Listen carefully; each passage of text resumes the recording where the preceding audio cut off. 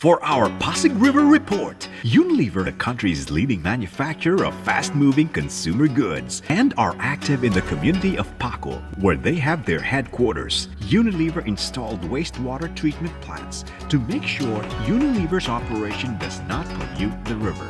Nearby community neighbors were also encouraged to work towards the rehabilitation of the Pasig River. Now, with Kapit Bisig para sa Ilog Pasig, Unilever is once again present as a reliable and generous partner in the effort to restore the Pasig River back to its glory.